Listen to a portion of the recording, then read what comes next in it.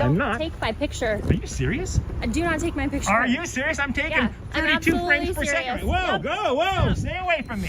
This encounter starts with an immediate warning sign. The auditor is already pushing back against someone attempting to control what he records, and within seconds the situation shifts toward a police confrontation. The opening establishes the central conflict: an auditor filming in public, officers questioning why he is there, and a growing dispute over whether they actually have legal grounds to demand anything from him. It is the perfect hook because the audience immediately knows this is not going to be a routine police interaction. The real question is whether the officers can turn suspicion into lawful authority, and the answer becomes much clearer once they arrive. Hi, can I help you? No, thank you. I appreciate you asking. Okay. Can I ask you why you're standing outside of a bank recording? Well, you can ask. Okay. What are you doing? I'm not going to tell you, but you can ask. Yes, Okay. absolutely. Well, you're the subject of a radio call now because What was the call about? Suspicious behavior that you're standing outside of the bank, recording and taking photographs of the bank. So somebody called and said that I was taking photos? Yes, with your camera. On a public sidewalk? And you guys actually came out for that? Yeah, we sure did. Crazy. Why wouldn't I don't understand. I mean, it's not a crime. Nothing illegal. we? But it is scary for the people inside. It's concerning. Well, if it's scary for the people inside, do you not believe it's concerning if you're outside photographing a bank? I'll tell you, when Do you people not are, think that's suspicious, sir? when I do not actually. Okay. When people find things scary, I know fear makes people do strange things. For example, if I was afraid of somebody outside, I wouldn't send a woman out by herself, feet from the man, to confront him. I would, I'd stay inside, first of all. So a gal came outside and was talking to me. She didn't seem scared at all. And if she was scared, she had a funny way of showing it. Was she an employee? Yeah, I believe she was, yes. Okay, well, so who called us was not an employee. I have no control over that. So somebody called you and they if said, were there's a man concerned outside taking photographs. of The bank. officers begin by questioning the auditor about why he is standing outside the bank and taking photographs. He calmly explains that he is on a public sidewalk and points out that photographing a bank is not itself a crime. The officer repeatedly describes his behavior as suspicious, but the auditor challenges that reasoning, explaining that there could be countless legitimate reasons for someone to film or photograph a public building. He also questions the logic behind the officer's concern, especially after an employee supposedly came outside and spoke with him without appearing frightened. The tension builds as the officer's explanation remains based on suspicion rather than an identified offense. Of the bank. Okay, are you under the impression that that's illegal? What was that? You're not under the impression that that is a crime, are you? No, I'm saying it's suspicious behavior Got it. that you're standing out front of a bank recording. Well, there's 10,000 reasons why somebody might be standing outside of a bank recording. Do you have any ID on you, sir? Sure, but Okay. I'm not a big fan of that, though. Do you mind handing it to me? I do, actually, because I'm not a big fan of forfeiting my Fourth Amendment rights to placate the personal curiosity of yourself or somebody inside Well, of it's a bank. not of myself. No. I didn't just pass along and see you standing here recording Yeah, and choose to it's okay. stop you. I'm gonna. You were the subject of a radio call. There's a difference there. It's not a crime. I'm just telling All you. right, I'm telling you, it's Okay, not a crime. but I So can still identify who you are. you can ask, and I can refuse because I haven't committed a crime. You have to have a reasonable and articulable suspicion of a crime. Don't you agree, And I could Deputy believe Dominguez? that you could be doing this for purposes of committing a crime. I could be doing this for purposes of committing a crime. Yeah, you're photographing a bank. Yeah, I guess I could be, theoretically. Don't I'm not. take my picture. Are you serious? Do not take my picture. Are you serious? I'm taking Yeah, I'm 32 frames absolutely per second. serious. Whoa, Yep. go, whoa, stay away from me. Don't take this the wrong way, but have you been drinking today? Have I been Have drinking? you been drinking today? Copy, thank you. And he is recording, just for units to be aware, and taking photographs of me.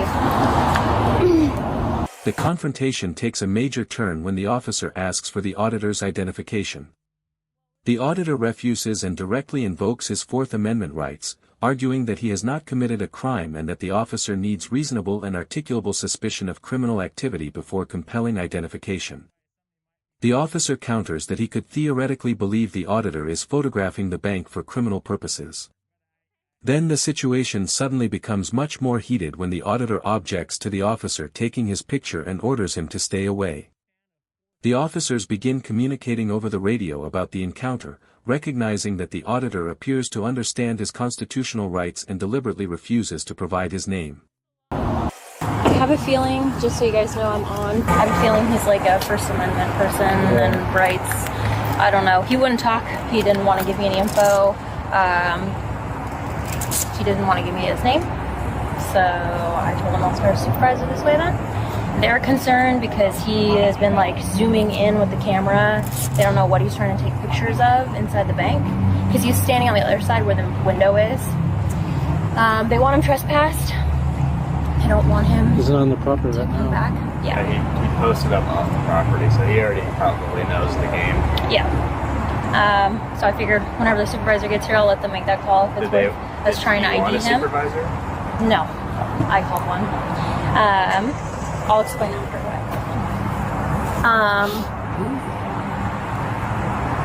And then he just started, he like took the camera like this and I told him get it out of my face and I tried to move and he's like, you're gonna not let me take pictures of you, and I kept moving in a circle around him and I was like, hey, have a good day, bye, and I just walked off and he just like followed me up and I was like, I told you to stop, you can wait on the sidewalk, don't come any closer. And he was like, I can't walk on the sidewalk, and I told him, yeah, you can walk on the sidewalk, stay on the sidewalk then. So if the bank just wants him trespass and he's going to refuse to identify himself and just fill out a... Behind the scenes, the officers discuss what they believe is happening. They are concerned that the auditor has been zooming his camera toward the bank windows and say the bank wants him trespassed from the property. The officers also acknowledge that he appears to know how these encounters work. A female officer then explains her version of the earlier confrontation, claiming that the auditor followed her while filming and that she repeatedly told him to remain on the sidewalk. The situation is now moving toward a formal trespass warning, even though the central dispute remains whether the auditor was actually standing on the bank's private property. The officers decide to wait for a supervisor before taking the next step. Trespass form, and just take a picture of him, and that's it. Dominguez, are you still afraid of a camera? It looks like you got multiple cameras on you. I'm serving you with a trespass notice. Sweet. The bank is trespassing you from the property. From their property. From Sure. their property, yes, Yeah, correct. I got no problem with So that. if you trespass on their property, they will call us and you will be arrested. Well, they're going to call you whether I trespass on their property or not, Dominguez. Okay. I haven't stepped foot on their property. Bless your heart. Okay, all right. Okay. Wait, So, you're not over her by do you chance, wanna are you? sign it? Do you have more seniority over? I do not want to sign that. Absolutely not. Dominguez, nice try. Here's your copy. Oh, thanks. Wait, let me see. What does that say exactly? You don't want the copy? I'm just taking a look at it. Yeah, I'll take that, sure. Peering into bank windows with camera recording. Interesting. All right. Bless your heart. Yeah, I'd get some additional training, Dominguez. You're scared of your own shadow. I'm walking up a sidewalk. You're 40 feet away and said, don't come any closer to me. Did I tell you I was going to do anything to you? No. You I just clearly, said you don't need to come you any clearly closer to me. panicked when I aimed the camera at you on the sidewalk. You panicked. Am I panicked right A now? lot. No, you're not panicked right now because you got some backup here for you. All by yourself. I You're... think I'm scared. This sir. is where the confrontation reaches its strongest point. The officer serves the auditor with a trespass notice, warning that if he returns to the bank's property he could be arrested.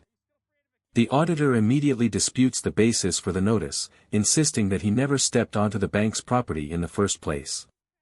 He refuses to sign the document and carefully examines what the notice actually says, pointing out the wording about looking into the bank's windows while recording.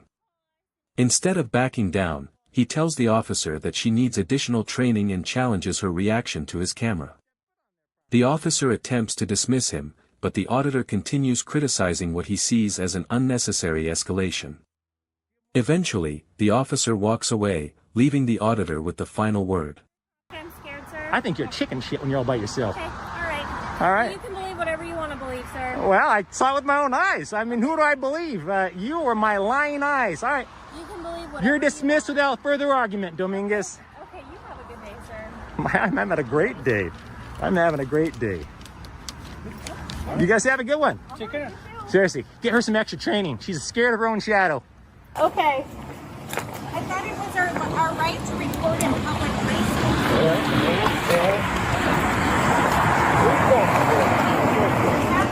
Charles, Paul, 5772.